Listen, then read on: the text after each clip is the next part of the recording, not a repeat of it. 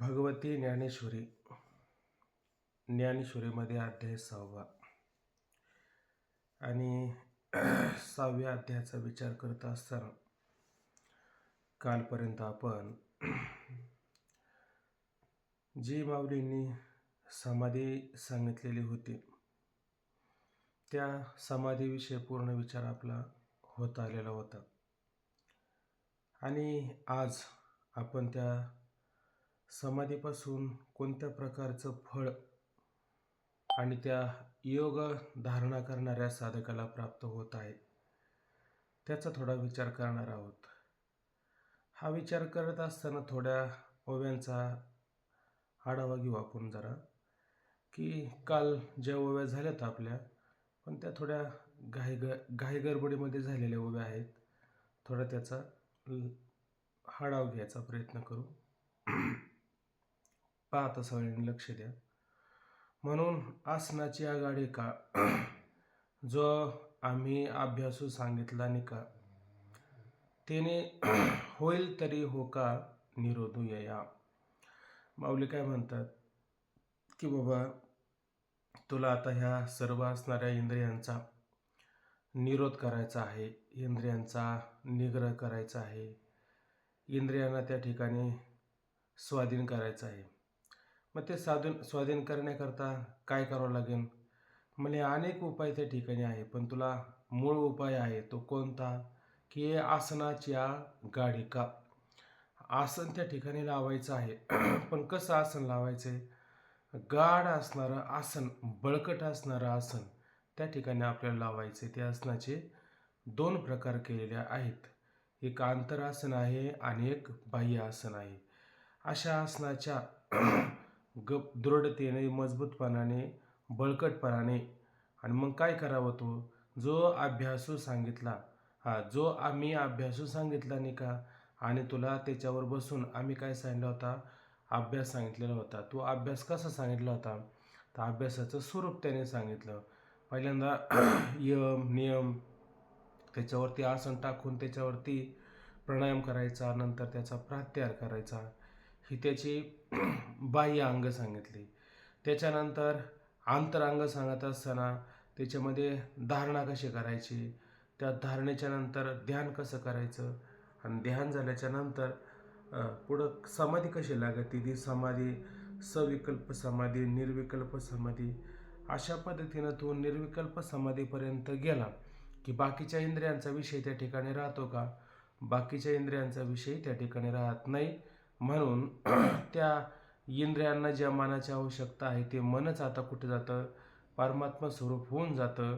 आणि म्हणून अशा प्रकारे काय होतं की या इंद्रियांचा निरोध होऊन जातो. म्हणून अशाच उपायाने, अशा पद्धतीनं या इंद्रियांचा चांगल्या प्रकारे निरोध करता येऊ शकतो. एरवी तरी येणे योगी जे इंद्रिया विंदाने लागे तै चित्त भेटोरे घे आपण पया. एरवी तरी येणे योगी, एरवी तरी म्हणजे खरोखर, तसेच येणे योगी आहे का नाही?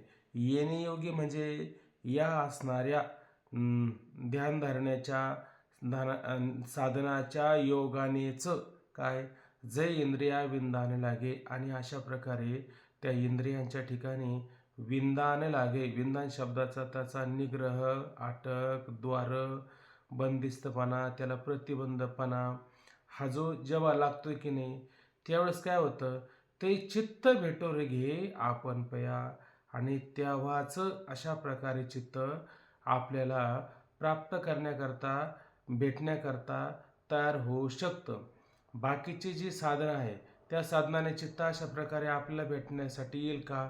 तर आपल्याला भेटण्यासाठी सहज, आता बाकीचे काही योग नाहीत का? बाकीचे पण त्या ठिकाणी योग आहेत, पण हा योग मात्र माऊलींना विशेष त्या ठिकाणी वाटलेला आहे. स्वाभाविकपणे अशा प्रकारे इंद्र आपल्या आत्मस्वरूपाला भेटण्याकरता येऊ शकतात. म्हणून माऊलींनी प्रत्येक योगाच्या ठिकाणी एक विलक्षण स्वरूपाची हातवटी या ठिकाणी सांगितलेली आहे. म्हणून म्हटले बाबा की याच योगाच्या माध्यमातून इंद्रियांना अशा प्रकारे प्रतिबंध होतो, आणि प्रतिबंध झाला की इंद्रिय बाहेर कुठं जात नाही, ते आपोआपच अंतःकरणामध्ये जे अंतःकरण अधिष्ठान चैतन्य आहे ते चैतन्य म्हणजेच काय आपलं स्वरूप आहे. आणि अशा प्रकारे ते चित्त जे आहे ते शेवटी पर्यायानं आणि आपल्या स्वरूपाला भेटण्याकरता तयार होत असतं. पुढचं पहा. परतोनी पाठीमोरे टाके आणि आपण याते आपण देखे, देखत घेऊ ओळखे, म्हणे तत्व मी आहे. परतोनी पाठीमोरे टाकी आणि परत काय होतं ते, परत म्हणजे पुढं इंद्रियांना जाण्याकरता बाहेर काय केलेलं आहे, प्रतिबंध केलेलं आहे, विंदान लावलेलं आहे ना. मग विंदान लावल्या कारणाने ते गेलेलं चित्त काय करणार आहे, परतोनी परत ऐक नाही कुठं, पाठीमोरे पाठीमागे टाके, टाकीमध्ये पाठीमागं जातं, पाठीमागं जाऊन शेवटी बसतं, स्थिर होतं. आणि पाठीमागे जाऊन काय करतं, आणि आपण आपण याते आपण देखे, आणि शेवटी ते काय करतं, पाहायचं झालं तर कुठं पाहिल, आपण याते आपण देखे. कारण त्याला जसं आपण आरसा पाहतो, त्या आरशामध्ये पाहिलं त्याच्यात त्याला काय दिसतं, जसं उदाहरण द्यायचं झालं तर रज्जूवर भासलेला सर्प, आणि त्या असणाऱ्या सर्पाने आणि जर पाहायचं जर झालं तर त्याला अधिष्ठान कोण आहे, रज्जूचे. आणि त्याच्यामध्ये जर पाहायला गेलं तर त्याला काय दिसेल बरं, त्याला आपल्यापेक्षा वेगळं काय दिसतच नाही, आपल्यापेक्षा वेगळं दिसण्याकरता काही आहेच नाही. मग काय दिसणार आहे, जसं दर्पणे पाहता रूप न दिसे आपुले, बापरकमादीवरू मज केली यायची. त्याला रूप दिसेल का आपलं, मग काय दिसणार आहे, त्या ती गोपिका म्हणते की नाही, मी त्याला गाढ असं आलिंगन देण्याकरता गेले, पांडुरंग कांती दिव्य तेज झळकती, त्या अभंगातच शेवटी आहे की ती म्हणली मी त्याला असं आलिंगन देण्याकरता गेली ना, आलिंगन द्यायला गेली तर ते आलिंगन कोणाला घडलं, त्याला आलिंगन घडलंच नाही. तर ती मिठी कोणाला बसली होती, माझीच मला घट्ट अशी मिठी बसली होती. मग काय कळलं का मीच ते परमात्म स्वरूप आहे.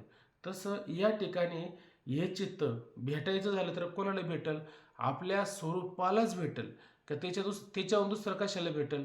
वास्तव पाहिलं तर चित्त घ्या, बुद्धी घ्या, अहंकार घ्या, मन घ्या, हे काय, हा एक प्रकारचा जीवपणा त्या ठिकाणी आहे.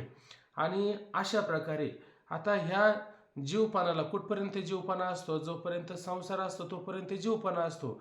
पण संसारच आता त्याचा नाहीसा झाला, आणि मग होऊन होऊन काय होणार आहे, तो शेवटी परमात्म स्वरूप होणार आहे. संसारामध्ये आला तर जीवपणा येतो आणि संसार संपला. संसार का संपला, इंद्रिया विंदाला लागे, इंद्रिय आता बाहेर जाऊ शकत नाही, इंद्रियांशी संबंध घडत नाही. मग घडला तर कुठं घडतो, आपल्या आत्मस्वरूपाशी संबंध घडतो. त्या आत्मस्वरूपामध्ये दोन न राहता आत्मस्वरूपामध्ये काय एकच त्या ठिकाणी व्हावं लागत असतं. आणि म्हणून म्हटलं की आणि आपण याते आपण देखी, आणि शेवटी पाहण्याकरता गेलं तर काय, शेवटी तो आपल्यालाच आपल्यामध्ये त्या ठिकाणी पाहत असतो. आणि पाहताना काय होतं, देखत घेऊ ओळखे, म्हणे तत्वमी. आणि मग पाहता क्षणी त्याला कळतं काय आहे, हे तत्व मी आहे. काल त्याच्यासाठी एक उदाहरण देऊन सांगितलं होतं, कोणतं, गुहेतला सिंह आणि मेंढ्याच्या कळपातला शिळ आहे का नाही. मग तो मेंढ्यामध्ये असणारा शिळ स्वतःला शिळ असून स्वतःला काय म्हणत होता, मी मेंढा आहे का नाही. असे अनेक जण स्वतःला काहीतरी मेंढे समजणारे आहेत. पण त्या मेंढ्याला त्या शिळाला कुठं माहिती का आपण मेंढा नसून आपण कोण आहोत, आपणच खरे त्या ठिकाणी शिळ आहेत. जसं त्या शिळाने या शिळाकडे पाहिलं तरी पण त्याची खात्री पटानी, पण मग तो शिळ काय म्हटला, तू काय कर, पाण्यात पाय. मग पाण्यात पाहिल्याच्या नंतर काय झालं, त्याने स्वतःला पाहिलं, त्याच्यात आणि याच्यात तेल मात्र सुद्धा फरक नाही. आणि अशा प्रकारे काय झाले, त्याला जाणीव झाली होती. पण त्याच्या आधी तो म्हणायचा का नाही मी मेंढ आहे. मला असं वाटतं त्या पंचकर्णामध्ये परत अशी एक गोष्ट आली की त्याच्यामध्ये एक ब्राह्मण होता, आणि त्या ब्राह्मणाने काय पेलं होतं, भांग पेले होते. मग भांग पेल्याच्या नंतर तो स्वतःला रात्रीचं काय म्हणू लागला, मी शूद्र आहे, मी वैश्य आहे, मी अमुकच आहे. स्वतः त्याची जात चांगली होती ब्राह्मणाची, पण स्वतःची जात चांगली असताना सुद्धा काय म्हणू लागला, मी शूद्र आहे, वैश्य आहे, क्षत्रिय आहे. आता याचा वर्ण सगळ्यात श्रेष्ठ आहे की नाही. पण भांग पिल्यामुळे याला भ्रम झाला, आणि भ्रम झाल्याच्या नंतर मग त्याने काय केलं, त्याची जी कैफ होती, ती कैफ उतरवण्याकरता काय केलं, त्याला म्हणे ताक म्हणा किंवा ते छास म्हणा, असे काही त्याला तूप म्हणा, असे काही पदार्थ दिले आणि त्याची भांग उतरली. आणि उतरल्याच्या नंतर मग त्याला विचारलं, की म्हणे तुम्ही रात्री भांग पिला होता आणि भांग पिल्याच्या नादात तुम्ही काय बोलत होते माहिती आहे का तुम्हाला? तो तुम्हाला काहीच माहीत नाही मी काय म्हणत होतो, आहे की नाही? मग आता हे दुसरीकडे लावून घ्या. तसं ह्या ठिकाणी ते उतरवण्याकरता काय केलं पाहिजे, त्याला उतरवण्याकरता त्या स्वरूपाची ओळख म्हणजे तूप, ताक हे काय, हे सगळ्याचं तात्पर्य काय, त्याची स्वरूपाची ओळख करून दाखवणं. मग त्याची ओळख करून दाखवली का तो म्हणला, अरे मी दुसरा कोणी नव्हतो, मी काय शूद्र आहे का, मी काय क्षत्रिय आहे का, मी काय अमुक जातीचा का, मी तमुक जातीचा, माझी जात कशी श्रेष्ठ असणारी जात आहे, म्हणून मी कोण आहे, मी ब्राह्मण आहे. मग रात्री तर तुम्ही असं म्हणत होते. नाही मला काय आठवत नाही. आणि आता आता आठवतं. पण कधी आठवतं, जोपर्यंत त्याचा भ्रम, जोपर्यंत त्या भांगेची कैपत उतरत नाही तोपर्यंत मात्र स्वतःला काहीतरी वेगळा म्हणतो. पण ज्यावेळेस त्याला स्वतःची ओळख होते तेव्हा तो काय म्हणतो, अहो मी ब्राह्मणच आहे, मी शिहच आहे, मी ते ब्रह्म तत्वच आहे, त्यापेक्षा मात्र मी भिन्न नसून मी मात्र ते स्वरूपच आहे, असा त्याचा त्या ठिकाणी काय होतो, विचार होत असतो.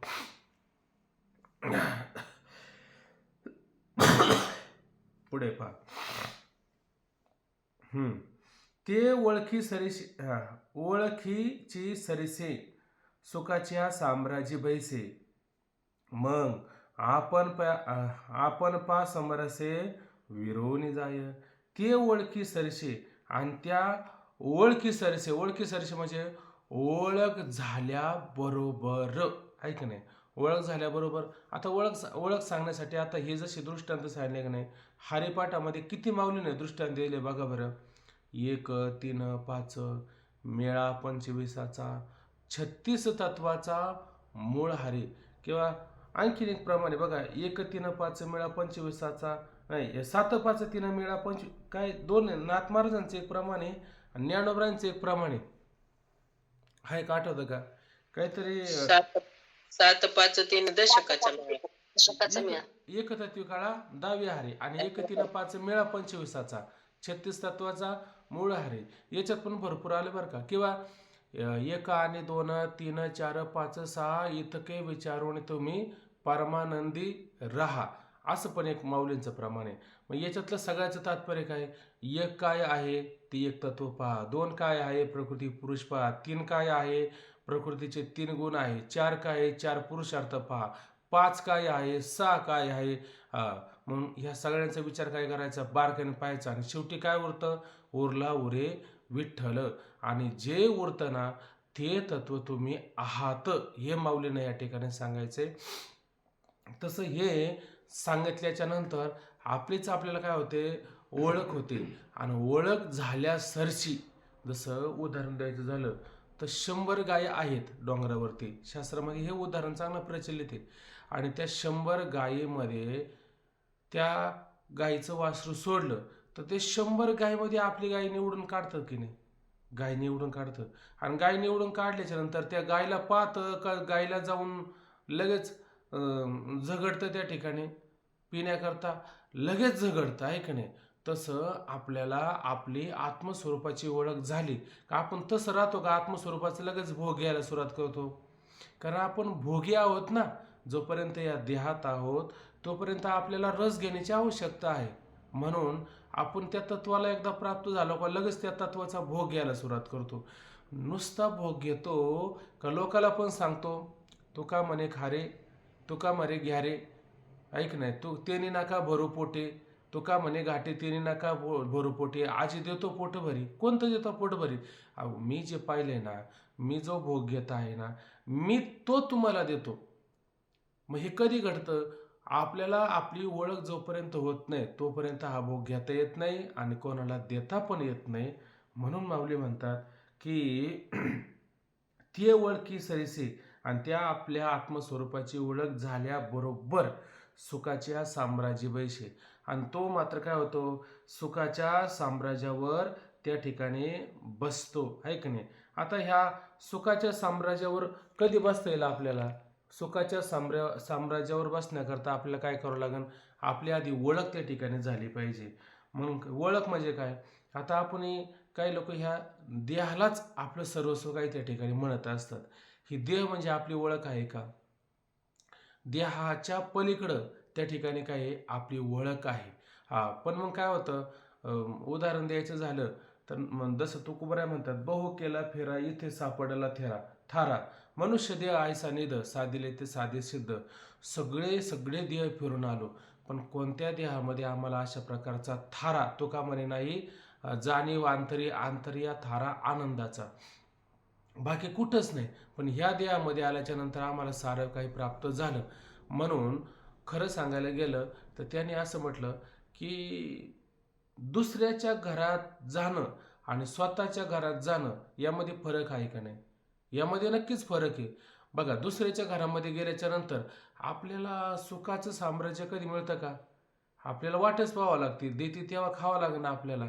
पण मग आपल्या घरात आल्याच्या नंतर आपल्याला म्हणावं लागतं का? का आपली सगळी उठबस वरच्यावर होत असते, आपली सारी उठबस ऐक नाही वरच्यावर होत असते, म्हणावंच लागत नाही. म्हणजे लोकांच्या घरी गेल्याच्या नंतर ते पाहुण्यासारखं राहावं लागतं. पण आपल्या घरामध्ये आल्याच्या नंतर पाहुणेपणा राहतो का? पाहुणेपणाच त्याचा निघून जातो. म्हणजे स्वतःचं साम्राज्य होतं ना आपलं, स्वतःचं साम्राज्य होतं. पण गंमत अशी होती का ह्या घरामध्ये कधी जायचं आपण? देह पाडायच्या आधी जायचं का देहात असताना जायचं? देहात असतानाच या घराचा शोध आपल्याला काय लागला पाहिजे. म्हणजे आपण जसं म्हणतो की नाही, आता अंधार पडायला लागला, मग काय केलं पाहिजे, लवकर घराकडे प्रवेश केला पाहिजे, आहे का नाही? नाही तर मग काय येतो बागोला हाजा, आहे का नाही? इंद्रिय मावळली आला बागोला हाजा, मग भीती वाटते सगळीकडं. म्हणून ह्या घरामध्ये जर आपल्याला प्रवेश करायचा असेल तर कधी प्रवेश होऊ शकतो? दिवस आहे तोपर्यंतच आपल्याला प्रवेश होऊ शकतो. जर एकदा दिवस मावळला की मग आपल्याला प्रवेश होत नाही. कुठं? ज्या घरामध्ये आपल्याला सुखाने राहता येईल. निरंजने आम्ही बांधिले घर, ऐक ना, किंवा ज्ञानदेव घर चिदानंदी, अशा प्रकारचं ते घर आहे. त्या घरामध्ये गेल्याच्या नंतर तुका म्हणे नाही आघाताचा वारा, आणि कोणत्या प्रकारचा आघात आणि कोणत्या प्रकारचा वारा त्या घरामध्ये अजिबात लागत नाही, अशा प्रकारचं घर आहे. म्हणून ते ओळखी झाल्याबरोबर सुखाच्या साम्राज्ये बैशीजे, आणि मग त्या सुखाच्या असणाऱ्या साम्राज्यावर, आहे का नाही, त्या ठिकाणी आपल्याला बसता येतं. पुढे पहा, मग आपण पा समरसे विरुणे जाय, आणि मग त्याच्यामध्ये काय होतं, आपणच, आणि कशामध्ये समरस होऊन जातो? आपल्यामध्ये. आता मला सांगा, आपणच आपल्यामध्ये समरस होऊन जातो. आता आपणच आपल्यामध्ये म्हणजे आपण जर आपल्यामध्ये जर म्हणत असेल तर त्याच्या आधी कोण असले पाहिजे? दोन असले पाहिजे ना. किंवा ह्या सांगण्याकरता त्या ठिकाणी दोन भूमिका मांडल्या, एक जीवाची आणि एक परमात्म्याची. वास्तविक पाहिलं तर दोन्ही जर समरस झाले, दोन्ही जर एक झाले, तर त्या ठिकाणी दोन म्हणायला तो शिल्लक राहील का? दोन म्हणायला शिल्लक राहणार नाही, तो एकच त्या ठिकाणी होऊन जातो. पण हे एक होण्यासाठी काय करावं लागतं? फार त्या ठिकाणी कष्ट करावं लागतं. वास्तविक पाहिलं तर पाण्यावर आलेला तरंग हा पाण्यापेक्षा वेगळा असतो का? पाण्यापेक्षा वेगळा नसतोच, तो पाणी रूपच असतो. परंतु त्याला असं वाटतं की हा तरंग म्हणजेच त्याच्यातला कोणी एक कोणीतरी जीव आहे, आणि जोपर्यंत तो जीवपणा असतो तोपर्यंत तो वेगळा असतो.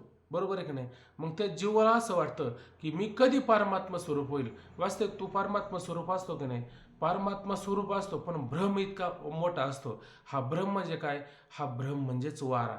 जितका पाण्यावर वारा वाहतो, तो छोटासा असणारा तरंग मोठ्या लाटेच्या रूपाने होतो, पण तो पाणी रूप होत नाही. म्हणजे स्वतःला कधी सामान्य समजत नाही. त्याला सामान्य जर व्हायचं असेल तर काय करावं लागेल? त्याला माऊलीने एक सोपा पर्याय सांगितला. ते म्हणले, तरी जडजडून वहिला निघ, ये भक्तीच्या वाटे लाग, जे पावेसी अव्यंग निजधाम माझे. हे खरं आपलं निजधाम आहे. कोणतं निजधाम आहे? ते मूळ स्वरूप, ते परमात्माचं आपलं मूळ स्वरूप आहे ना. तो काय म्हणे, घाल जीवपणा चिरा आणि जाऊ त्या माहेरा निजाच्या. जोपर्यंत आपला संकुचितपणा नाहीसा होत नाही तोपर्यंत त्या परमतत्वाला आपल्याला प्राप्त होईल का? प्राप्त होतच येणार नाही. ते परमतत्वाला प्राप्त होणं तेच आपलं मूळ स्वरूप आहे, का नाही? किंवा मला असं वाटतं कुठेतरी तैसे ज्या वस्तूच्या ठाई कोणीची का आभासू नाही ते निज धाम माझे पायी पाठाचे का असे काहीतरी उभी आले. तैसे ज्या वस्तूच्या ठाई वस्तुनाम परमात्मा कोणीचा का आभासू नाही, कोणताच प्रकारचा भ्रम नाही, ते मूळ स्वरूप आहे. आणि जेव्हा आपण आपल्या असणाऱ्या अशा मूळ स्वरूपाला त्या ठिकाणी प्राप्त होतो की नाही, मग मूळ स्वरूपाला प्राप्त होतो ना, तेव्हाच त्याच्यामध्ये विरून जाता येतं. बाकीच्या ठिकाणी विरून जाता येतं का? संसाराच्या ठिकाणी विरून जाता येईल का?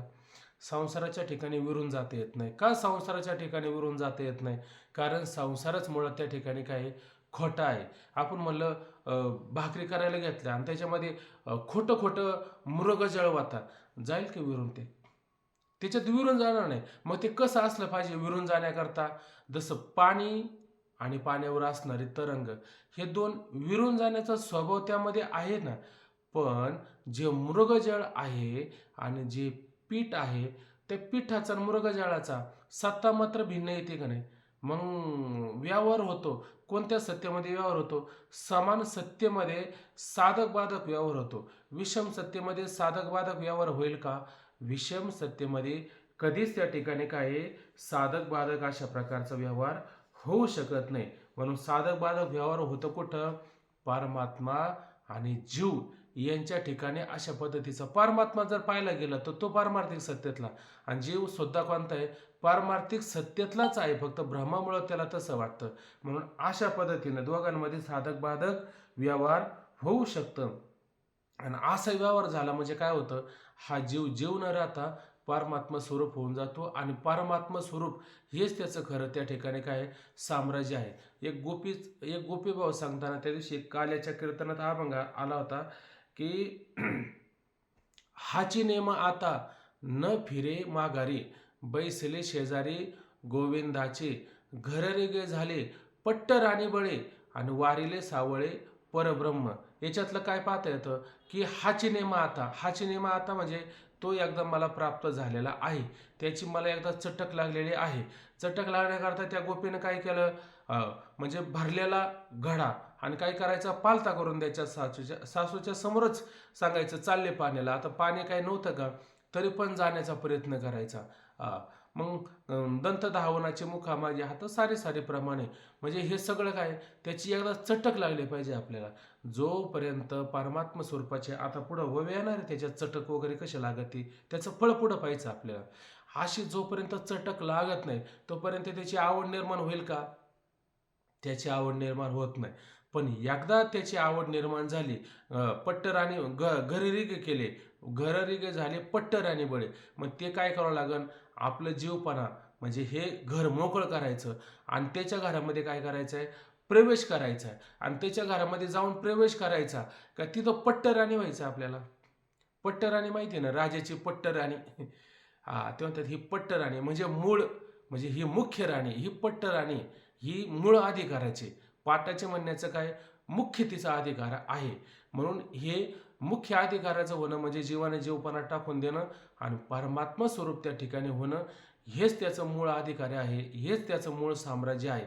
तसं तुकोबऱ्या म्हणतात की नाही, साम्राज्य सांगत असताना ते रिद्धी सिद्धी कामधेनू घरी, परिणाय भाकरी भाक्षावया, पुसाल तरी आम्हा वैकुंठीचा वास, परिणाय राहावया ठाव कुठे असत काहीतरी प्रमाणे. बघा आठवतं का कोणाला? रिद्धी सिद्धी दासी कामधेनू घरी, रिद्धी सिद्धी दासी कामधेनू, आणि घरामध्ये आहे का नाही, पण खायला काय आहे का? परिणाय भाकरी भाक्षावया, पुसाल तरी आम्हा वैकुंठीचा वास. आणि आम्हाला विचारलं कुठले? आम्ही वैकुंठवासी. आणि इथं परिणाय राहायला घरदार आहे का? आम्ही सदैव सुडके, जवळ येता चोर धाके, आहे का नाही? अशी अशी तुकोबऱ्यांची अवस्था. पण शेवटी काय म्हणलं? तुका म्हणे आम्ही राजे त्रिलोक्याचे. आता हे त्रिलोक्याचे राजे म्हणण्याचं तात्पर्य काय? घरी काही नसू द्या, पण अंतःकरणामध्ये काय भाव आहे आमच्या? हा खोटा संसार आमच्या ठिकाणी नाही. आम्ही खरे कोण आहे? आम्ही परमात्मा स्वरूप आहे, आणि परमात्मा स्वरूपावर हे खोटं भासते. मग आम्ही खोट्याचे राज्य आहोत का खऱ्याचे राज्य आहोत? आमचं राज्य कोणतं आहे? आमचं साम्राज्य कोणतं आहे? खऱ्याचं का खोट्याचं साम्राज्य आहे? लोक म्हणतात बंगला गाडी अमुक तमुक हे सारं आमच्याकडे आहे. हे सारं खरं आहे का खोटं आहे सांगा आता. हे सगळं हे साम्राज्य आहे ना, पण हे खरं नाही ना, हे खोटं आहे. आणि तुकोबऱ्यांचं कोणतं साम्राज्य आहे ते खरं पोसाल तरी आम्ही तिथं राहतो. आम्ही हे अशा हलक्या सालक्यामध्ये राहतो का? अजिबात त्या ठिकाणी राहत नाही. आमचं कुठं किंवा आणखीन एक त्याच्यामध्ये प्रमाण आलं होतं की काहीतरी काढलं होतं मी काल. तिन्ही त्रिभुवनी आम्ही वैभवाचे धनी, हाता आला घाव आमचा माये बाप देव, असं काहीतरी. तिन्ही त्रिभुवनी आम्ही वैभवाचे धनी. या तिन्ही त्रिभुवामध्ये जे काही वैभव आहे त्याचे कोणी आम्ही मालक आहोत. बरोबर आहे की नाही? म्हणून अशा पद्धतीने सगळ्या संतांच्या बाबतीत विचार करा. या सगळ्या संतांचा विचार करत असताना नाथबाबांच्या ठिकाणी विचार करा. नाथबाबांकडे किती संपत्ती होती, पण नाथबाबा त्या संपत्तीमध्ये कधी राहिले का? कारण ते कोणतं साम्राज्य स्वतःला समजून घेत होते? ते वैकुंठीचं म्हणण्याचं तात्पर्य काय? परमात्मा आणि आमचं सगळीकडे व्यापलेलं आहे आणि हे सगळं आमचं मोठं साम्राज्य आहे. कुठं परमात्मा नाही बरं? शून्य स्थावर जंगम व्यापुणे राहिला सकळ, बा पराक मादीवरो विठ्ठलू सकळ. हे सगळीकडे व्यापलेलं हेच आमचं खरं काय त्या ठिकाणी साम्राज्य आहे. म्हणून मग आपण पया समरसे होऊने जाये आणि मग आपल्या असणाऱ्या आपण पा म्हणजे आत्मस्वरूपास समरसे म्हणजे समरस होतो, एकरूप होऊन जातं. आणि एकरूप होऊन गेल्याच्या नंतर काय? विरोने जाय, त्याच्यामध्ये काय करतो तो? विरून जातो. म्हणजे हे वेगळं राहत नाही आणि ते वेगळं राहत नाही, दोन्ही काय होतं? एकमेकांमध्ये विरूने जाय. जसं काय ते प्रमाणे पंढरीचा निळा लावण्याचा पुतळा विठोडोळा देखील वेधले मन तयाच्या गुणे क्षणभर विठ्ठल रुक्मिणी न विसंबे पौर्णिमेचे चांदणे क्षणोक्षणा वयवणे तैसे माझे जिने एका विठ्ठले विने बापरक मा देवीवर विठ्ठलाची पुरे चित्त चैतन्य मुरे बाह्यानो. आता त्याचं चित्तच आहे ना, हे चित्त कुठं मुरतं? चैतन्यामध्ये मुरे विरून जातं, एकरूप होऊन जातं. त्यापेक्षा मात्र ते वेगळा राहतच नाही. हा बोला. उंच देवाचे चरण तेथे झाले अधिष्ठान. ते झाले अधिष्ठान, ते देवाचं चरण आहे. तिथं काय झालं? अधिष्ठान झालं. अधिष्ठान म्हणजे काय? ते सगळ्याच अधिष्ठान आहे आणि आम्ही कोण आहे? सगळ्याच अधिष्ठान त्या ठिकाणी आहोत. अशा पद्धतीनं काय होतं? ते एकमेकांमध्ये मुरून जातं. जया परते अनेक नाही, जया ती इंद्रिय नेणती काही, ते आपणची आपल्या ठाई होऊन टाके. जया परते अनेक काही. आता त्याला त्या परमात्मा स्वरूपाचं दर्शन झालं. आता त्याला त्या वाचून आता काय दिसतं की वेगळं? काही दिसत नाही वेगळं. अवघे चित्रलोक्य आनंदची आता चरणी जगन्नाथा चित्त ठेले. पुढं काय? माय जगन्नाथ, बाप जगन्नाथ, अनाथाचा नाथ जनार्दन. आता दुसरं काय दिसतं का? दुसरं काय दिसतच नाही. आणि दुसरं जर आणि फक्त बुडते हे जन न देखवे डोळा, हे तर वृत्तीला दिसतं का नाही? अहो, ज्ञानी झाला म्हणजे मिरच्याच्या बाजारामध्ये ठसका येतो का नाही? येतोच ना ज्ञानी झाला. तसं त्याला आत्मस्वरूपाचं ज्ञान झालं. पण बुडते हे जन, हे लोक दिसतात की नाही? मग ह्या लोकांना तो तसा ठेवतो का? तो तसा ठेवत नाही. देव जरी होसी तरी अनेक अतिकर्षी संदेह याविषयी करणे न लगे. म्हणजे जर तो देव स्वरूप झाला तर बाकीच्याला काय करतो? तो देव स्वरूपच करण्याच्या मागं लागतो ना. का त्याला तसं सोडतो का? तसं सोडत नाही. त्याला असं वाटतं हे सगळ्या लोकांना असंच करावं. कसं? जसं आपल्याला ह्या ठिकाणी झालं का नाही तसं या लोकांना काय करावा? तसंच करावा. आणि म्हणून तसं करण्याकरता काय करतो? प्रतिज्ञाच घेतो. काय प्रतिज्ञा घेतो? अवघाचे संसार सुखाचा करीन. का करीन सुखाचा? आम्हाला सुख कळालं ना. आम्हाला सुख कळालं म्हणून अवघे चित्रलोक हे केव्हा अवघाचे संसार सुखाचा करेल म्हणून यांना त्या ठिकाणी काय सुखरूप करेल. का सुखरूप करेल? कारण त्याला सुखच त्या ठिकाणी प्रतीतीला येतं म्हणून त्यांना सुखरूप करता येतं. बाकीच्या लोकांना सुख प्रतीतीला येत नाही. दुष्ट प्रवृत्तीचे लोक आहे का नाही, ते काय करतात? बाकीच्या लोकांना दुष्ट प्रवृत्तीनं राहण्याचा प्रयत्न करण्याचा शिकवतात. पण हा काय करतो? ती दुष्ट प्रवृत्ती काढण्याच्या मागं लागत असतो. का? त्याला आपल्या आत्मस्वरूपापेक्षा अनेक दुसरं त्या ठिकाणी काही दिसतच नाहीये. जया ती इंद्रिय नेणती काही आणि त्या असणाऱ्या आत्मस्वरूपाला इंद्रिय जाणू शकतात का? त्या आत्मस्वरूपाला इंद्रिय जाणू शकत नाही. इंद्रिय जाणायची झाली तर कुठं जाणतात बरं? इंद्रिय इंद्रिय फक्त बाह्य विषयाला जाणू शकतात. मला असं वाटतं कालच हा मुद्दा उपस्थित केला होता. इथं आपला मुद्दा येऊन थांबला होता काल. तर असा मुद्दा आला होता, की ही इंद्रिय त्याला का जाणत नाही? का जाणत नाही म्हणण्याचं तात्पर्य काय आहे? मला असं वाटतं विचारसागराच्या दुसऱ्या तरंगामध्ये असा मुद्दा आला होता, की पातंजली मताप्रमाणे आत्म्याचं स्वरूप, जीवाचं स्वरूप आणि परमात्म्याचं स्वरूप या दोनही स्वरूपाचा विचार आला होता. तर त्याने जो साक्षी म्हणून तुम्ही म्हणता की नाही, आत्मा साक्षी कुटस्थ तोंपद लक्ष, हा तुम्ही सांगता की नाही, हा त्या ठिकाणी पातंजलीने सांगितला, हा नाहीच आहे त्या ठिकाणी. हा नाहीच आहे त्या ठिकाणी. मग ते नाहीचे म्हणून त्यासाठी काय केलं म्हणे, जीवाचे आणि आत्म्याचे किंवा साक्षीचे त्यांचे धर्म सांगितले. जीवाच्या धर्मात आणि साक्षीच्या धर्मामध्ये अत्यंत फरक आहे, म्हणून जीव हा परमात्मा स्वरूप होऊ शकत नाही. आणि पातंजलीचंच एक सूत्र आपण पाहतो बरं का. आता हे चित्त निग्रह वगैरे हे कोणाचं आहे? आता हा अध्याय म्हणजे पातंजलीला धरूनच आहे. पण खरं आता हे पुढं फळ सांगायचं ना, त्या फळामध्ये पुढे येणार आहे की पातंजलीनं जे सांगितलेलं साधन आहे योगाचं, हे काय फक्त चित्त निरोध आहे. पण याच्यामध्ये काय फळ आहे का? याच्यामध्ये अजिबात सुद्धा फळ नाही. का बरं फळ नाही? त्याचं कारण असतं, जोपर्यंत समाधी असते तोपर्यंत काय चित्ताचा निरोध होतो. पण समाधी संपली का चित्ताचा निरोध होत नाही. मग ते चित्त परत कावल्यासारखं, जसं चांगदेव महाराजांची आपण समाधी पाहिली का नाही, त्या समाधीमध्ये काय व्हायचं, जोपर्यंत ते समाधीमध्ये होते तोपर्यंत त्यांचं चित्त शांत असायचं. पण समाधी एकदा उत्थान झाली का ते कावल्यासारखं करायची, वेडेवणी करायला सुरुवात करायची, आणा जेवण आणा खायला, वेड लागायचे त्यांना. म्हणजे ही कोणती समाधी? पातंजली समाधी.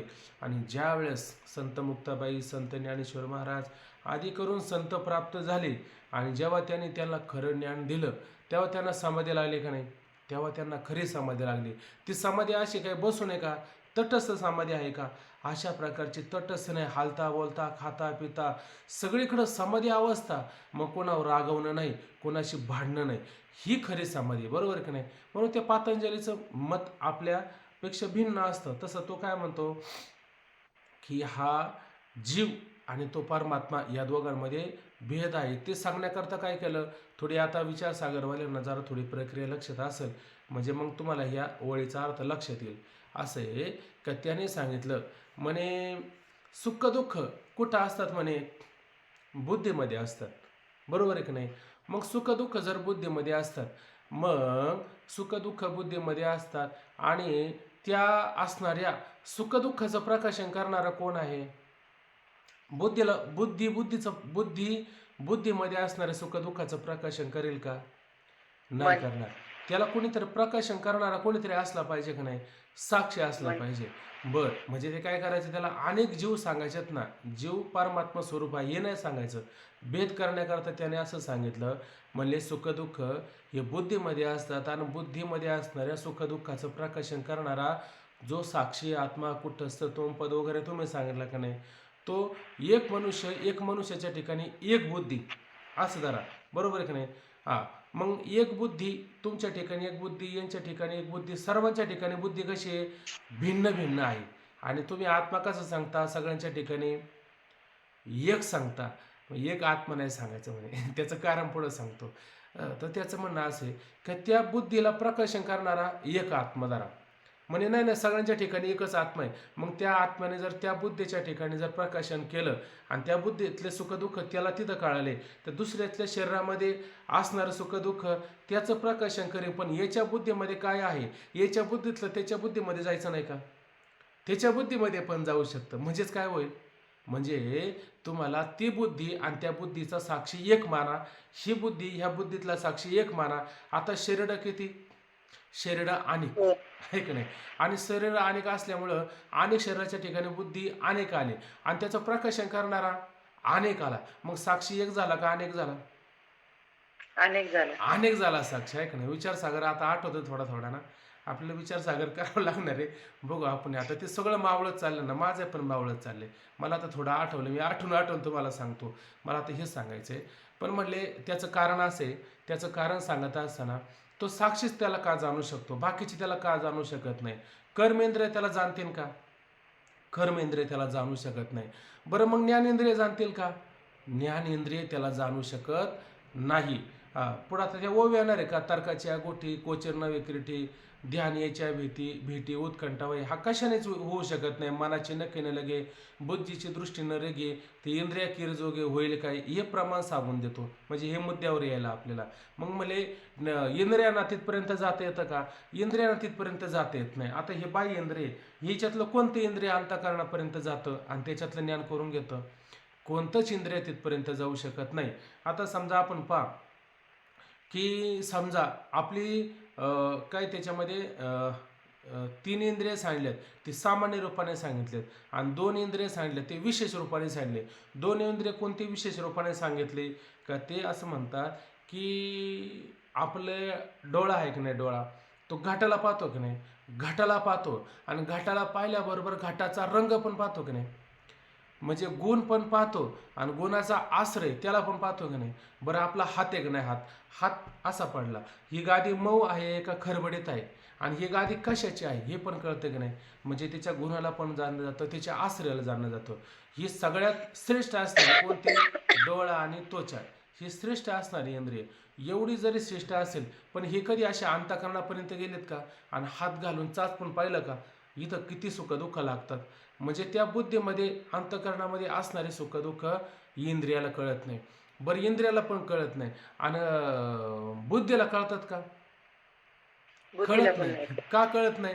त्याचं कारण असं असतं का ते बुद्धीच्या अत्यंत जवळ आहे. जसं डोळ्यामध्ये गेलेला कचरा डोळ्याला दिसतो का? डोळ्यामध्ये गेलेला कचरा डोळ्याला कधी दिसत नाही, बरोबर आहे की नाही. तसं त्या बुद्धीच्या जवळ हे सगळे आहे, पण हे जाणण्याकरता बुद्धीला सुद्धा कळत नाही. म्हणून हे वर्णन करता असताना त्याने असं वर्णन करून सांगितलं की बाबा म्हणले जे ज्याचं स्वरूप असतं ते त्याला कधीच विषय होत नाही. बरं जे ज्याचं स्वरूप असतं ते त्याला कधी विषय होत नाही, ते त्यालाच विषय होत नाही, मग याला कसं काय विषय होईल? मग त्याला इंद्रिय जाणतील का? त्याला इंद्रिय कधीच जाणू शकत नाही. मग त्याला जाणायचं म्हणलं कसं काय? त्याने फक्त ते जाणायचं म्हणजे अनुभवाने जाणायचं. काय अनुभवाने जाणायचं?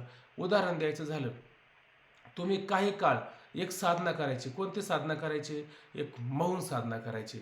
1 महिना, 2 महिना, 4 महिना अशी मौन साधना करा आणि एकदा मौन साधनेमध्ये तुम्ही राहिले का तुम्हाला जर कोणी म्हटलं ना, आता बोला, बोलायचं म्हटलं तर तुम्हाला बोलायची इच्छा होणार नाही. मग तुम्ही म्हणा तुमच्या मनामध्ये असा, चित्तामध्ये असा विचार येऊ शकतो, अनुभव येऊ शकतो की तुम्ही, चित्ताचं तात्पर्य काय? पूर्वपार चिंतन करणं, पूर्वीचं ना आताचं. मग तो काय म्हणतो, पहिल्यापेक्षा आता बरं वाटतं आम्हाला. म्हणजे न बोलणंच ह्या ठिकाणी बरं वाटतं. आता ते चित्त, मनामध्ये चित्ताचा अनुभव येतो, पण ते बोललं जातं का? ते बोललं जाऊ शकत नाही. अशा पद्धतीचा काय होतो? अनुभव येतो. म्हणजे त्याला इंद्रियाने जाणण्याचा विषय होतो का? इंद्रियाने जाणण्याचा विषय अजिबात सुद्धा होऊ शकत नाही. म्हणून जया प्रति अनेक नाही आणि त्या असणाऱ्या चित्ताला आता दुसरं परमात्मा स्वरूप दुसरं सोडून काहीच नाही. जया ती इंद्रिय नेणती काही आणि त्या असणाऱ्या आत्मस्वरूपाला आता मात्र इंद्रिय सुद्धा जाणू शकत नाही.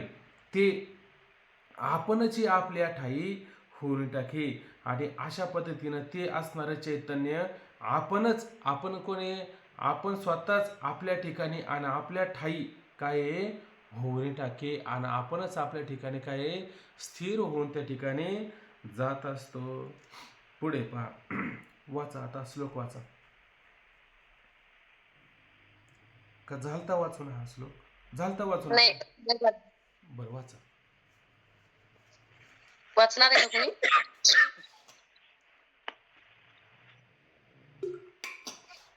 यम लब्ध्वा चापरं लाभं मन्यते नाधिकं ततः यस्मिन् स्थितो न दुःखेन गुरुनापि विचाल्यते. श्लोक टीका श्री ज्ञानोबा श्री तुकाराम. यम लब्ध्वा च परम लाभं मन्यते नाधिकं ततः यस्मिन् स्थितो न दुःखेन गुरुनापि न विचारते. तर इथं काय आलं होतं, झालं होतं अहो, हा पण झाला होता श्लोक आपला. मी याच्यात टिपणं काढली ना, तो श्लोक झाला होता. चला थोडक्यात पाहू आपण. आणि खालच्या ओव्या पाहू. काल असा विषय झाला होता की ह्या ओव्या आपण पटपट घेतल्या, त्या श्लोकावर जास्त विचार केला आणि ओव्या पटपट घेतल्या होत्या, म्हणून ओव्यांचा विचार करायचा राहिला होता. चला आता जास्त नाही याच्यामध्ये काही विचार करायचा. की जया लाभापुढे लाभ दुसरा तुच्छ लिखितो, न चळे तेथ राहुनी दुःख भारेही दाटला. आणि जया लाभापुढे आता अशा असणाऱ्या आत्मलाभाच्या पुढे आणि लाभ दुसरा तुच्छ लेखतो, आणि बाकीचे जे लाभ आहे म्हणजे कोणते लाभ, जे विषयाच्या सापेक्ष असणारे जे सारे काही लाभ आहेत ते साऱ्या लाभांना तो काय त्या ठिकाणी तुच्छ अगदी सामान्य पद्धतीनं त्या ठिकाणी पाहत असतो, म्हणजे त्याला दुय्यम अशा प्रकारचं स्थान देतो, त्याला फार महत्त्व देत नाही. आणि अशा पद्धतीचा परमात्म स्वरूपाचा लाभ झाल्याच्या नंतर काय होतं, न चळे तेथ राहुनी दुःख भारीही दाटला. आणि मग अशा पद्धतीनं तिथं चळे म्हणजे थोडासुद्धा काय होत नाही, चळत नाही, ढळत नाही, हालत नाही, थोडासुद्धा इकडं तिकडं होत नाही. मग कुठं राहुनी म्हणजे आत्मस्वरूपाच्या ठिकाणी राहुनी दुःख भारीही दाटला. आणि अशा प्रकारे त्याच्यावरती आणि अनेक प्रकारचे दुःख, संकट, आपत्ती साऱ्या जरी आल्या तर त्याने तो दाटला जात नाही म्हणजे भाराने झुकला जात नाही, भाराने ओझ त्याला होत नाही किंवा तो अशा प्रकारे दडपला जात नाही. आता त्या साधकाला तिथून पुढं कसं फळ प्राप्त होतं त्या फळाविषयी विचार चालला ना.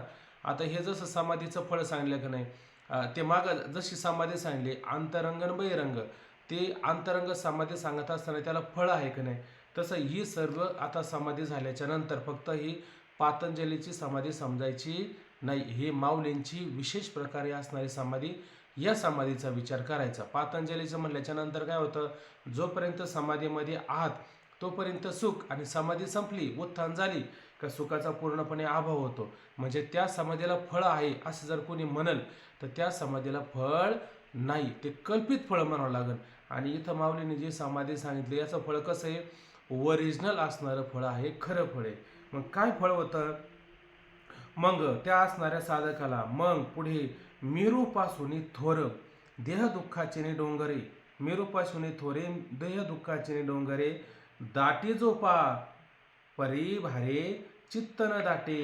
काय म्हटलं, मग मेरूपासून थोरे, आता त्याच्या जीवनामध्ये आणि अनेक प्रकारचे आपत्ती संकट येत असतात, पण मेरूपासून थोर म्हणजे काय बरं, मेरू पर्वताचा विचार करत असताना बऱ्याच ठिकाणी तुकोबराय ज्ञानोबराय यांच्या ज्ञानेश्वरी गाथ्यामध्ये अनेक प्रमाण आलेले आहे. ते मेरू आणि मेरू इतकं दुःख का सांगतात बरं, त्याचं कारण असं आहे की मेरू पर्वत आहे हा पाताळामध्ये पण आहे, हा आपल्या लोकांमध्ये पण आहे आणि वरच्या लोकांमध्ये पण आहे. म्हणजे हा मेरू पर्वत काय तिन्ही लोकांमध्ये व्यापलेला आहे. तुम्ही म्हणाले हे तिन्ही लोक म्हणजे काय बरं, असं तुम्हाला वाटतं की नाही? जसं मागं पाहिलं की नाही, काहीतरी मला वाटतं पहिल्याच अध्यायामध्ये एक ओवी होऊन गेलेली होती. ते म्हणले तुम्हाला का तीर्थे जे भोनी ते घडती समुद्रावाह गहनी. म्हणजे तुम्हाला जर त्रिभुवनातलं स्नान करायचं असेल तर कुठलं स्नान करा, त्रिभुवनातलं स्नान करायचं असलं तर कुठलं स्नान करा, समुद्राचं स्नान करा. म्हणजे समुद्राचं पाणी कुठं कुठे, पाताळामध्ये नाही का, बरं वरच्या लोकांमध्ये नाही का, आपल्या लोकांमध्ये नाही का, आपल्या लोकांमध्ये आहे, तिन्ही लोकांमध्ये आहे. तसं हा मेरू पर्वत कुठपर्यंत आहे, हा मेरू पर्वत सुद्धा कुठे आहे, तिन्ही लोकांमध्ये आहे. मग इथं मेरू पर्वत सांगण्याचं तात्पर्य काय, तिन्ही लोकांमध्ये असणारं दुःख. मेरू पर्वताचं तात्पर्य काय, त्याला दुःख होतं ना प्राप्त, पण किती दुःख प्राप्त होतं, मेरू इतकं म्हणण्याचं तात्पर्य काय, मेरू पर्वत म्हणजे त्रिभुवनामध्ये जेवढं काही दुःख असेल, मला असं वाटतं तिसऱ्या अध्यायामध्ये याचा विचार होऊन गेलेला आहे. म्हणजे साऱ्या त्रिभुवनातली दुःख आणि अशा प्रकारे स्वतःसाठी भोग किंवा जेवण तयार करतो, अशा पद्धतीचं त्याला त्या ठिकाणी दुःख प्राप्त होतं. तसं ह्या ठिकाणी मेरू पर्वताचं तात्पर्य काय घ्यायचं, त्रिभुवनामध्ये जेवढी काही दुःख असतील ती कशी आहे, मेरू पर्वत एवढी म्हणजे त्रिभुवनातली सारी दुःख घ्यायची. पुढे म्हणतात देह दुःखाचेनी डोंगरे. देह दुःखाचेनी डोंगरे म्हणजे काय, इथं देहावरती आणि किती डोंगर, दुःखाचा डोंगर. आहे का नाही. दुःखाचा डोंगरचे डोंगर त्या ठिकाणी काय आहे, पूर्णपणे कोसळला जात असतो.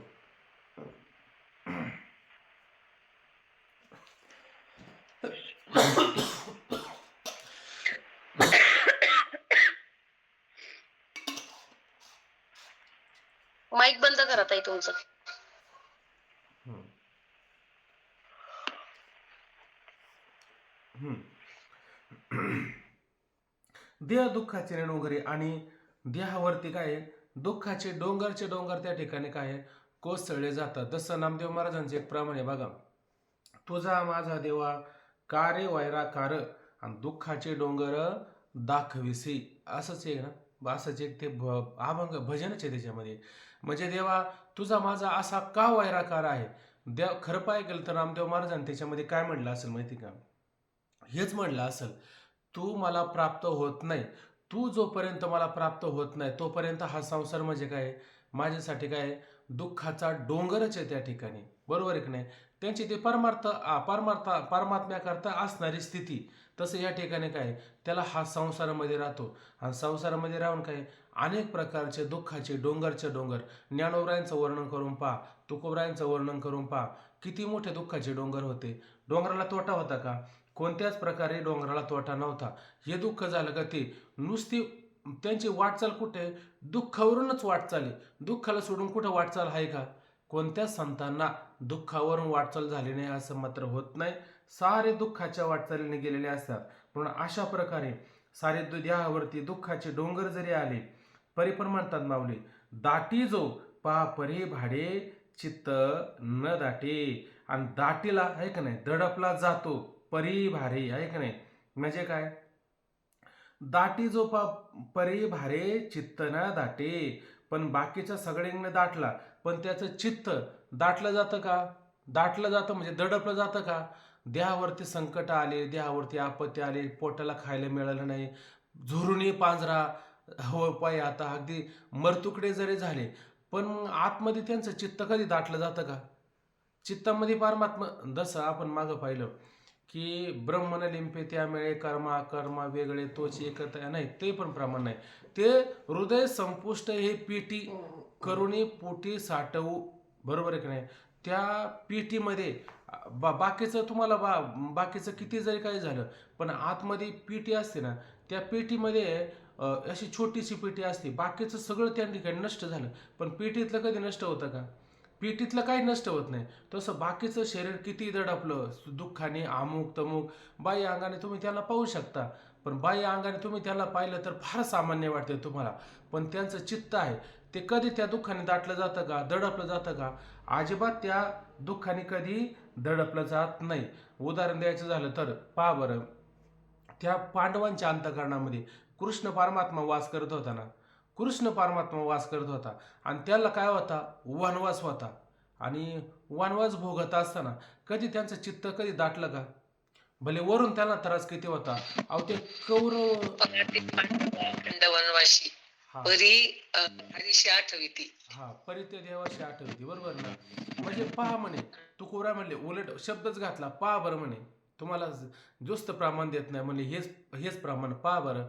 पहा ते पांडव अखंड वनवासी, जन्माला आल्यापासून आणि शेवटपर्यंत त्यांना वनवास नव्हता का, अखंड त्यांना त्या ठिकाणी वनवास होता. अखंड जरी वनवास होता, पण त्या वनवासामध्ये त्या परमात्म्याला ते कधी विसरले का. जोपर्यंत आपल्या अंतःकरणामध्ये परमात्म्याचं चिंतन असतं तोपर्यंत आपल्याला भीती आहे का, तोपर्यंत हे दुःख आणि दुःखाचे डोंगर आपल्याला काय वाटतात बरं. जसं आपण पाहतो की नाही, मृगजळाचा किती पाऊस आला म्हणजे गाव वाहून जातील, कारण मृगजळाचा पाऊस येईल कुठून, आहे का नाही. मला वाटतं पुढच्या 7व्या अध्यायामध्येच उभी काहीतरी, ते म्हणले तया आयलीची थडे सरले मायाजाळ. म्हणजे याचा अर्थ काय होतो, तया आयलीची थडे म्हणजे अलीकडचं तीर सांगितलं, आणि सरले मायाजाळ, मायाजाळ शब्द वापरला का नाही. अहो जिथं पाणीच नाही मग त्याला अलीकडचं तीर असतं का. अहो अलीकडचं तीर आलं तर पलीकडच्या तीराला जावं लागत ना. आधी जीव भाव आला तर ब्रह्मभावाला जावं लागतं. अहो पण जीव भावच राहिला नाही, ब्रह्मभाव कसला प्राप्त करून घ्यायचा, ब्रह्मभाव प्राप्त करायलाच नाही. म्हणून त्या आयलीची थडी म्हणजे हे दुःख आले, अमुक झालं तमुक झालं, पण त्या दुःखाला फार महत्त्व देतात का. दुःखाला फार महत्त्व देत नाही. पण शरीर मात्र दुःखामध्ये असतं. शरीर जर दुःखामध्ये असलं तर संसाराचं तात्पर्य काय? ठाऊकच आहे, संसार दुःखाचा. मग संसार जर दुःखाचा असतं तर हे शरीर म्हणजे काय? हे शरीर म्हणजे एक प्रकारचा संसार आहे. मग शरीर दुःखरूप का नसणार सांगा बरं? शरीर सुद्धा दुःखरूप आहे, पण परमात्मा मात्र दुःखरूप नाही. आपल्या स्वरूपाशी ते एकरूप झालेले असतात. म्हणून शरीराच्या ठिकाणी दाटी जे शरीराने त्या ठिकाणी दाटले, दडपले, अमुक झाले, तमुक झाले. पण चित्त न दाटे, चित्त मात्र अजिबात त्याने दाटलं जात नाही, दडपलं जात नाही, काही फरक पडत नाही. उदाहरण द्यायचं झालं तर काय तुकोबांचं एक प्रमाण, त्याच्यातच काहीतरी प्रमाण आलं होतं. म्हणे राजा हरिश्चंद्र, बघा हरिश्चंद्र राजाचं उदाहरण आलं होतं त्याच्यामध्ये. म्हणे हरिश्चंद्राच्या जीवनामध्ये किती दुःख आले बरं. दुःखाला तोटा आला का? स्वप्नामध्ये राज्यदान करून दिलं, पण स्वप्नात राज्यदान केलं, पण थोडा सुद्धा तीळ मात्र सुद्धा आपल्या स्वरूप स्थितीपासून ढळला नाही. पण व्यवहार मात्र चुकीचे गेले का? कोणत्याच प्रकारचे व्यवहार चुकीचे गेले नाही. पण एक त्यांचं वाक्य होतं, काय होतं? काय? प्राण जाय परी वचन न जाय, रघुकुळ रीत सदा चले आहे, प्राण जाय परी वचन न जाय. म्हणजे अशा पद्धतीनं प्राण गेला तरी चालेल, का जाऊ दे, नाही तर तो जाणार येणारच आहे, तो कधी एका ठिकाणी थांबतो. पण हे वचन, काय वचन? परमात्मा स्वरूपाशी एकरूप राहणं म्हणजे एकनिष्ठ राहणं. ज्याला जे बोललं त्या पद्धतीनंच त्या ठिकाणी आचरण करून दाखवणं. आमच्या कुळातली ही काय रीत आहे. म्हणून ह्या दुःखाला अजिबात त्या ठिकाणी काय महत्त्व देत नव्हते. मग अशा पद्धतीनं हे शरीर दाटलं, दडपलं, अमुक झालं, तमुक झालं, पण चित्त मात्र दाटत नाही, म्हणजे दडपलं जात नाही. हे समाधीचं काय आपल्याला खरं फळ माऊली सांगतात. पुढची ओवी पहा.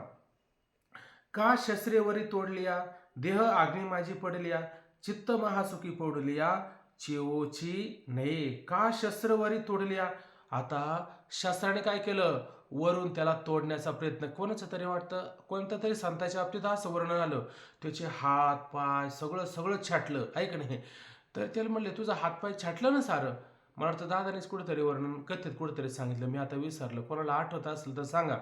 ते म्हणले त्याचे हात पाय सगळं सगळं छाटलं, तरी पण मात्र त्याला काही फरक. जाऊ दे, इकडे तिकडे पाहण्यापेक्षा संभाजी राजांकडे पाहना, थोडा तरी बदल झाला का? बरं, बाकीच्या बाहेर वेदना नसेल झाल्या का? अहो, तिळ तिळ करून मारलं ना, फार तर फडून मारलं. पण आतमध्ये मात्र धर्माविषयी कसे होते ते? कारण धर्माची ती मूर्ती, धर्माची तो मूर्ती, पाप पुण्य तुझ्या हाती. संभाजी राजा म्हणजे काय? धर्माची प्रत्यक्ष मूर्ती, बरोबर आहे की नाही? म्हणजे अशा पद्धतीनं धर्म म्हणजे काय? आपला आत्मा, आणि आत्म्याशी एकरूप राहणं, हाच खरा आपला त्या ठिकाणी काय धर्म आहे. बाकीच्या धर्मामध्ये असं आत्म्याशी एकरूप राहायला सांगितलं का? अजिबात नाही. ते काही कोणाचे विचार करतच नाही ते काही. पण आपल्या धर्मामध्ये असं आहे का आत्म्याचा धर्म, सनातन धर्म म्हणजे शाश्वत असणारा धर्म, तो आत्म्याचा धर्म. आणि अशा आत्म्याच्या धर्मामध्ये राहण्याकरता काय, आपली संस्कृती, आपली परंपरा ही टिकवण्याकरता संभाजीराजाने काय केलं? सगळं तिळतिळ करून मारलं, तरी पण आपला धर्म सोडलेला नाहीये त्या ठिकाणी. म्हणजे आपल्या आत्मस्वरूपाशी एवढे एकरूप झाले. यालाच म्हणायचे चित्त न दाटे. पण चित्त अजिबात सुद्धा ढळत नाही. म्हणून का शस्त्रवरी तोडल्या, आणि शस्त्राने वरून अगदी तोडलं जरी त्याला अगदी, तरी देह अजून एवढंच नाही झालं, म्हणले देह आग्नी माझी पडल्या, आणि त्याचा देह आणि आग्नीमध्ये जरी पडला तरी पण बदल झाला का? अजिबात सुद्धा बदल होत नाही. भक्त प्रल्हादाच्या बाबतीत पाहिलं का नाही? नारायण नारायण चालूच होतं. देह आग्नीमध्ये नव्हता का? ती होलिका घेऊनच, आहे का नाही, मावळणच होती स्वतःची, तरी घेऊन बसले अशा पद्धतीनं, तरी पण मात्र बदल मात्र कधी होत नाही. म्हणून अशा पद्धतीनं देह आग्नीमध्ये पडो, किंवा ते मला असं वाटतं काहीतरी प्रमाण आहे त्याच्यामध्ये, देह जावो अथवा राहो, असे किंवा आणखीन एक प्रमाण त्याच्यामध्ये आहेत भरपूर. जाऊ दे, आता वेळ पण होत चाललेला आहे. म्हणून देह आग्नी माझी पडल्या, आणि अशा पद्धतीनं त्याचा देह आग्नीमध्ये जरी पडला तरी मात्र थोडा सुद्धा बदल होत नाही. कारण त्यांचं म्हणणं असतं, आग्नीमध्ये काय जळतं आणि माझं काय आहे जे जळत नाही? आठवतं का तुम्हाला? जे जळतंय ते माझं नाही, आणि माझं ते जळत नाही. जनक राजा. जनक राजा तुका म्हणे राज्य करिता जनक, आग्ने माझे एक पाव जळे. आग्नेमध्ये एक पाय जळतोय, पण त्याला म्हटलं, अहो तो पाय जळायला लागला तिकडं तरी पहा, बाकीचं राज्य पेटलं पेटू द्या, पण तुमचा पाय ते म्हणले हे राज्याचा एक भागच आहे म्हणे. पाय आहे का नाही. आणि जसं राज्य त्या ठिकाणी खोटं आहे तसा पाय तरी कुठं खरं आहे, पाय पण खोटं आहे. म्हणजे म्हणण्याचं तात्पर्य जे जळतंय ना, जे जाळण्यासारखे ते जळणारच आहे ना. पण जे जाळण्यासारखं नाही तुम्ही त्याला किती जाळण्याचा प्रयत्न केला ते जळल का? जळू शकत नाही. नैनम छिंदंती शस्त्राणी नैनम दहती पावका न चैनम क्लेदियांत्यापो न शोषती मारुता. हा अनादि नित्य सिद्धू निरुपादी विशोधू म्हणून शस्त्राधिकादी छेदू न घडे यया. हा प्रलयोदके आपलवे आग्नेदाहो न संभवे एथ महाशोषू न भ्रसवे काय एथ महाशोषी न भ्रसवे काहीतरी पुढचं आता मला आठवत नाही, असू द्या. अशा पद्धतीने त्याचा कधी नाशच होऊ शकत नाही. का बरं होऊ शकत नाही? चित्त महासुखी पवडली या चिवूची नाही. आता याचं चित्त कुठे? महासुखी ऐक नाही. ज्या सुखाच्या पुढं बाकीची सारी सुख कुठं असतात? नगण्य असतात, ऐक नाही. अशा पद्धतीनं त्या ठिकाणी पवडल्या म्हणजे झोपलेला आहे, निजलेला आहे. तसं मागं पाहिलं की नाही आपण एक ओवी कुठतरी 14व्या अध्यायामध्ये ते म्हणले, जय निद्रिताचे ने अंगशी सापू तैशी उर्वशी. एक मनुष्य झोपलाय आणि त्याला चांगली गाढ झोप लागलेली आणि त्याच्या एका बाजूला कोण येऊन झोपलेली म्हणे स्वर्गातून एक अप्सरा आली, तिचं नाव होतं उर्वशी. ती उर्वशी येऊन झोपली आणि दुसऱ्या बाजूला कोण आहे? भयंकर असणारा ऐक नाही, कृष्ण सर्पाचं विष फार भयंकर आहे, असा सर्प येऊन त्याच्या बाजूला बसलेला आहे. मग सर्प एका बाजूला आहे आणि एका बाजूला काय आहे? उर्वशी आहे. उर्वशी म्हणजे सुख आणि सर्प म्हणजे दुःख, आहे का नाही. म्हणजे आणि तो कुठं झोपलाय? आत्मस्वरूपाच्या ठिकाणी झोपलेला आहे. मग ह्या दुःखाला किंवा ह्या सुखाला आता तो पाहतो का? पाण्याकरता काय व्हावं लागेल? त्याला जाग व्हावं लागेल ना. पण तो जागा आहे का? तो जागा नाही. तो कुठं झोपलाय? आत्मस्वरूपाच्या ठिकाणी आणि गाढ त्याला झोप लागलेली. जशी समाधी आपली आता ते आसन सांगितलं ना, जसं गाढ आसन, तसं त्याने काय त्याला गाढ झोप लागलेली आणि त्या गाढ झोपेमुळे त्याला जाग येत नाही. आणि म्हणले जागेवर या, जरा थोडं जागवा, वृत्तीवर या. नाही यायचं म्हणणे. वृत्तीवर या काय कास आहे आम्हा वृत्तीवर येणे. वृत्तीवर आम्हाला काय यावं? काय कारण आहे सांगा? आम्ही आमच्या सुखा आणि तुम्ही वृत्तीवर येऊन काय म्हणता? इथं सगळं सुख आहे आणि आम्ही कुठे आता? आम्ही तर आमच्या सुखामध्येच आहे ना, ऐक नाही. तुका म्हणे मग नैवृत्तीवरी सुखाचे शेजारी पोळीनं. आता त्या सुखाच्या शेजारवर झोपल्याच्या नंतर निजल्याच्या नंतर आता मात्र आम्हाला वृत्तीवरती यायचंच नाही. का बरं वृत्तीवर यायचं नाही? कारण तिथंच आम्हाला खरं सुख त्या ठिकाणी प्राप्त होतं. आणि मग अशा पद्धतीनं ते परमात्मा स्वरूपामध्ये असल्याच्या नंतर या देहाची पार अगदी राखरांगोळी झाली तर त्यांना काही फरक पडणार आहे का? त्यांना कोणत्याही प्रकारचा फरक पडत नाही. म्हणून म्हणतात चित्त महासुखी पडलिया चेवची नाही. चित्त असं महासुखामध्ये आणि निजला असताना त्यांना चेवच नाही. अशा प्रकारे कोणत्याही प्रकारची जाग येत नाही. असंच झालं पाहिजे आपलं पण, म्हणजे मग खरा आनंद येतो आपल्याला. आयशे आपण पारी गुणी ठाये मग देहाची वासू न पाहे आणि कची सुख होणे जाय म्हणून विसरे. आयशे आपण पारी गुणी ठाये. आपण पा म्हणजे आशे म्हणजे हे चित्त. आपण पा म्हणजे आपल्या आत्मस्वरूपात रेगुणी ठाये जाऊन त्या ठिकाणी काय होतं? स्थिर होतं. आणि त्या ठिकाणी आपल्या आत्मस्वरूपामध्ये जाऊन चित्त स्थिर झाल्याच्या नंतर मग पुढे नंतर काय? देहाची वासू न पाहे. आणि अशा प्रकारे देहाची वाढ, देहाचं तारतम्य, देहाचं काय झालं याचा विचार त्यांना राहतो का? याचा विचार त्यांना राहतच नाही. काय झालं माहित नाही आपल्याला. आता जसं आपण घरात आलो का नाही, घराचे दरवाजे लावून घेतलेत, चांगले असे मस्तपैकी गाढ झोप लागली, बरोबर आहे का नाही. आणि बाकीचं रात्रीचं बाहेर काय झालं आपल्याला माहिती आहे का? आपण कुठं होतो? घरात. रात्रभर घरात झोपलो, चांगली गाढ झोप लागली. बाकीच्या घरामध्ये चोऱ्या माऱ्या अमुक तमुक काय काय लुटमार झाली, काय माहिती लुटमार झाली. पण आम्ही कुठं झोपलो होतो? घरात झोपलो होतो. सकाळची चर्चा होती, अहो तुम्हाला माहिती काय काय झालं? मला काहीच माहिती नाही. कसं माहिती होईल? माहिती कसं होईल? का? तुम्ही गाढ झोपले ना. तसं बाकीचे लोक झोपले नाही म्हणून त्याला हे दुःख प्रतीतीला येतात. आणि वरून म्हणतात तुम्हाला माहिती काय झालं? आम्हाला माहिती जर का करून घ्यायचंय, आम्हाला ते माहितीच करून घ्यायचं नाही. तू का म्हणे मग नाही वृत्तीवर, मला यायचंच नाही वृत्तीवरती. का? मी खऱ्या सुखात झोपलो ना, मला हे बाकीचं पाहायचंच नाही. तसं माऊली ह्या ठिकाणी म्हणतात आयुष्य आपणच रेखून ठाई आणि आपल्या अशा आत्मस्वरूपामध्ये प्रवेश करून तिथं ठाई म्हणजे अशा प्रकारे मस्तपैकी स्थिर होतो. मग देहाची वासना पाहे आणि देहाची त्या ठिकाणी काय झालं, कसं देह त्या ठिकाणी खातो का राहतो का कसं आहे, त्याची अजिबात त्याचा वास शब्दाने काय घ्यायचं, त्याच्याशी तादात्म्य करत नाही. त्याच्याशी तादात्म्य किंवा त्याची अजिबात विच्छा अजिबात करत नाही. अनेकाचे सुख होणे जाय नाही. अनेकाचे सुख होणे जाय म्हणून विसरे. आता त्या ठिकाणी हा देहाचा का बरं विसर पडतो? अनेकाची सुख होणे जाय. आणि मग त्या ठिकाणी काय, या सगळ्यापेक्षा कोणतं सुख आहे? महासुख, परमानंद सुख. अशा परमानंद सुखाशी काय आहे? तो सुखरूप होऊन जातो आणि म्हणून विसरे. राहो पांडुरंगी चरणी दृढ भाव म्हणजे हम्म हम्म त्याचा भाव त्याच्यामुळे त्याला काही जाऊ नाही तर राहू काहीच हे नसतं ना. हा देह जावो अथवा राहो पांडुरंगी दृढ भाव. त्याचा भाव कुठे? परमात्म्याच्या ठिकाणी. सुखाचे व्यवहारी सुखलाभ झाला, आनंद कोंदला मागे पुढे, संगती पंगती देवसव घडे. सुखाच्या शेजारी सुखलाभ झाला, आनंद कोंदला, माग आनंद आणि पुढे आनंद. आता आनंद सोडून त्याला दुसरं काय आहे का? आता आनंदाचे डोही, आनंद तरंग, आनंदाचे अंग, आनंदाचे, अशा पद्धतीनं.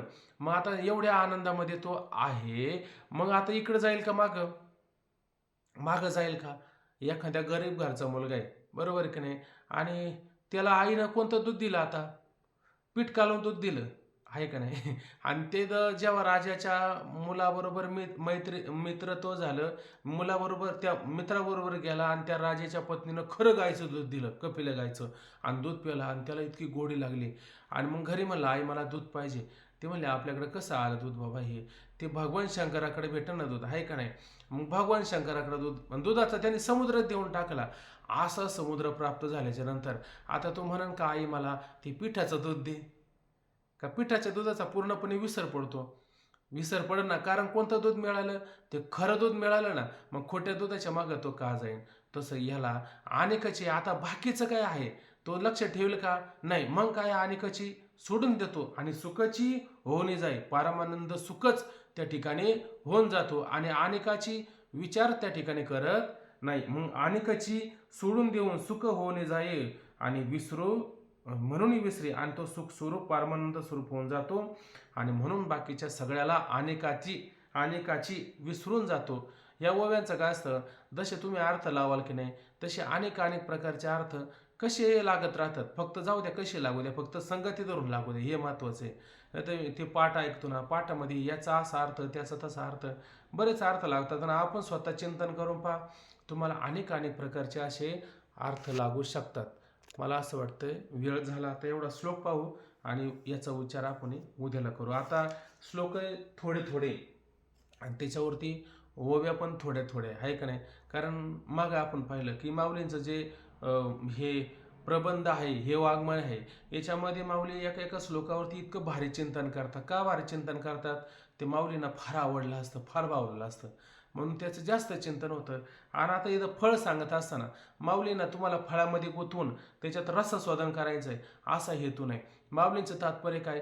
तुमचा फक्त भ्रम गेला पाहिजे आणि त्याचा अनुभव आहे ना, हा थोडक्यात सांगायचा. पण साधन सांगत असताना माऊली बारकाईने सांगत असतात. म्हणून आता आपलं साधन झालेलं आहे, याच्यानंतर आपल्या समाधीचं फळ या ठिकाणी पाहिजे. मग थोड्या थोड्या ओव्या आहेत आणि आतापर्यंत आपण काय बारकाईने त्याचा सारा विचार करीतच आलेलो आहे.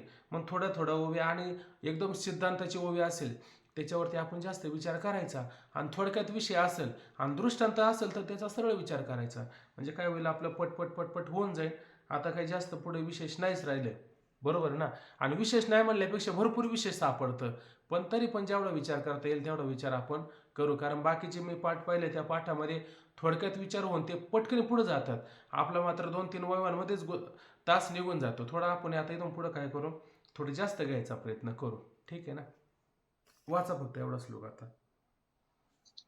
तम विद्याद दुःख संयोग वियोगम योग संज्ञितम स निश्चयन योक्तव्यो योग निर्विण्ण चेतसा. तम विद्याद दुःख संयोग योगम योग संज्ञितम स निश्चयेन योक्तव्यो योग अनिर्णय अ अ शब्द अ घालावं लागेल ना. निर्विण्ण चेतसा असं म्हणावं लागेल ना. असं म्हणावं लागेल. निर्विण्ण चेतसा. तया असं म्हणती योग दुःखाचा जो योगची जोडावा निश्चयाने तो योग उत्साह राखुनी. आता पुढे आपल्याला असं विचार करायचा उद्या की योग कशाला त्या ठिकाणी म्हटलं जातो. तर योग कशाला म्हटलं जातं याचा विचार करता असताना आपल्याला असा विचार करायचा की ज्यामध्ये दुःखाचं कसल्याही प्रकारचं तात्पर्य शिल्लक न राहणं आणि सुखाशी एकरूप होणं यालाच योग असं म्हणायचं सरळ सरळ भाषेमध्ये. म्हणजे जसा अंधार गेला की खाली काय राहतो, प्रकाश राहतो.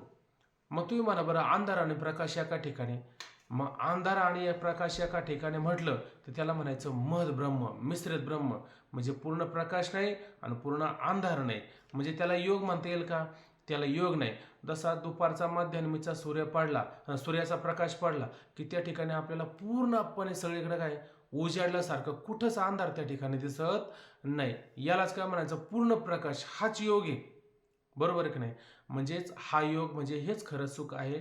आणि ते सुख जर आपल्याला प्राप्त करायचं असेल तर माऊली उद्या म्हणणार आहे की बाबा हे सुख हे काय असं दे रे हारेन खाटल्यावरी असं मिळत नाही. मग याच्यासाठी निश्चय असला पाहिजे, जोडावा निश्चयाने. ते योग, ते सुख, ते परमानंद आपल्याला काही मोठ्या निश्चयाने त्या ठिकाणी प्राप्त करून घ्यायचा आहे. तो योग उत्साह राखून. आणि ते कसं मिळवायचं? त्याच्यामध्ये धैर्य असलं पाहिजे, उत्साह असला पाहिजे, कंटाळवाणापणा नसला पाहिजे. या सगळ्या गोष्टी आणि निश्चयपूर्वक करून आपल्याला ते अज्ञान घालून आणि सुखस्वरूप योग त्या ठिकाणी प्राप्त करून घेतला पाहिजे. त्या योगाचं फळ काय? आज ज्या ह्या ओव्या पाहिल्या का नाही, त्या योगाचं असणारे हे फळ आहे. म्हणून आता हे फळ पाहिलं की नाही, हे फळ प्राप्त करून घेण्याकरता माऊलीने जो योग आपल्याला सांगितलेला आहे त्या योगाचा विचार आपल्याला उद्याच्या पाठामध्ये करायचा आहे. आता आपण वेळ झाली, थांबून घेऊ. पुंडलिका वरदहरी विठ्ठल, श्री ज्ञानदेव तुकाराम, पंढरीनाथ भगवान की जय, माऊली ज्ञानेश्वर महाराज की जय, जगद्गुरु तुकाराम महाराज की जय, सब संतन की जय. रामकृष्ण हरी. रामकृष्ण हरी.